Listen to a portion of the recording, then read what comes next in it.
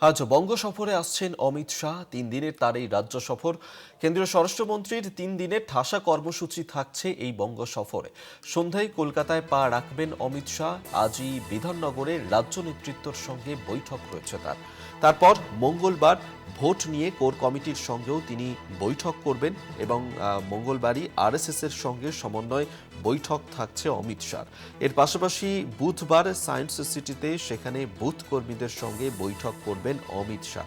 আজ থেকেই শুরু হচ্ছে তার এই 3 দিনের বঙ্গ সফর। আজ সন্ধেবেলাতেই কলকাতায় পা রাখবেন অমিত শাহ। কেন্দ্রীয় স্বরাষ্ট্রমন্ত্রী 3 দিন বঙ্গে থাকবেন, একাধিক কর্মসূচি রয়েছে তার। বিশেষ প্রতিনিধি অঞ্জন রায় এই মুহূর্তে আমাদের সঙ্গে টেলিফোনে রয়েছেন। অঞ্জন দা, আজ থেকেই অমিত শাহ তার বঙ্গ সফর শুরু হচ্ছে। এই 3 দিনের বঙ্গ সফরে কি কি কর্মসূচি থাকছে অমিত শাহর? দেখো, একসঙ্গে প্রায় 3 দিন থাকা সাম্প্রতিককালের মনে হয় না অমিত শাহ কোনোদিন ছিলেন। ফলে তার থাকার মধ্য দিয়ে বুঝতে পারছো যে 26-এর নির্বাচনে বিজেপির কেন্দ্রীয় নেতৃত্ব এ রাজ্যকে কতটা গুরুত্ব দিচ্ছেন। এবং এবং তিনি আসাম থেকে আসবেন আমরা একটু জানতে পেরেছি। মূলত রণকৌশলের বা ঠিক করতেই আজকে এই 3 দিনের সফর বলতে পারো। কোনো জনসভা নেই এইবারের সফরে, সবটাই হচ্ছে সাংগঠনিক বৈঠক।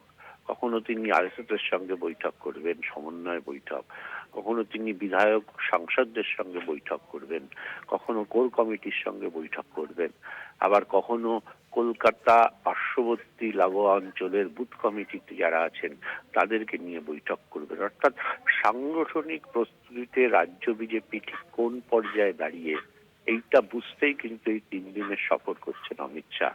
নিঃসন্দেহে কিছু টিপস দিয়ে যাবেন, সংগঠনের যে হাল সেই হাল ফেরানোর কিছু পরামর্শ দেবেন, ভোটের সময়কে কেন্দ্র করে কি ধরনের কাজ করতে হবে তার একটা রূপরেখা দেবেন। ফলে নিঃসন্দেহে রাজ্য বিজেপির কাছে অমিত শাহর এই 3 দিনের সফর খুবই গুরুত্বপূর্ণ বলতে পারো। ধন্যবাদ অঞ্জন দা। অঞ্জন রায় বিশেষ প্রতিনিধি আমাদের সঙ্গে টেলিফোনে ছিলেন।